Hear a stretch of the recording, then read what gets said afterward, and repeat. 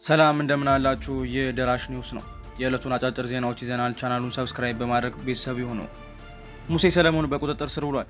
በተለያዩ ማህበራዊና ወቅታዊ ጉዳዮች ላይ በሚሰራቸው የቲክቶክ ቪዲዮዎች በስፋት የሚታወቀው ሙሴ ሰለሞን በህገወጥ የሰዎች ዝውውር ተጠርጥሮ በፖሊስ ቁጥጥር ስር መዋሉ የቤተሰብ ምንጮች ገልጸዋል። ተጠርጣሪው ማክሰኞ ጥቅምት 18 ቀን 2018 ዓ.ም በፖሊስ ቁጥጥር ስር ከዋለ በኋላ ረቡዕ ጥር 19 ቀን 2018 ዓ.ም በፌዴራል የመጀመሪያ ደረጃ ፍርድ ቤት አራዳ ምድብ ችሎት ቀርቧል። ፖሊስ ለፍርድ ቤቱ እንዳስረዳው ተጠርጣሪውን በቁጥጥር ስር ያዋለው በህገወጥ የሰዎች ዝውውር ወንጀል ተጠርጥሮ ሲሆን ጉዳዩን ለማጣራት ተጨማሪ ማስረጃዎችን ለማሰባሰብ የ14 ቀናት የምርመራ ጊዜ እንዲፈቀድለት አመልክቷል። ፍርድ ቤቱም የፖሊስን ጥያቄ ተቀብሎ የተጠየቀውን የምርመራ ጊዜ ፈቅዷል።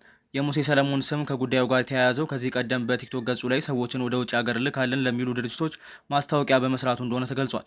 በሱ ማስታወቂያ ታማኝነትን ያገኙ በርካታ ሰዎች ለእነዚህ ተቋማት በመቶ ሺዎች የሚቆጠር ብር ከፍለው የነበረ ቢሆንም ድርጅቶቹ ገንዘቡን ከተቀበሉ በኋላ መሰወራቸውና ዜጎች ለከፍተኛ ኪሳራ መዳረጋቸው ሲነገር ቆይቷል። ፖሊስ አሁን የጀመረው ምርመራ ሙሴ ሰለሞን ከእነዚህ ድርጅቶች ጋር ሊኖረው የሚችለው ግንኙነትና በማስታወቂያዎቹ አማካኝነት በተፈጸመው ማጭበርበር ዙሪያ እንደሚያጠነጥን ታውቋል። ቻናላችንን ሰብስክራይብ በማድረግ ቤተሰብ ይሁኑ።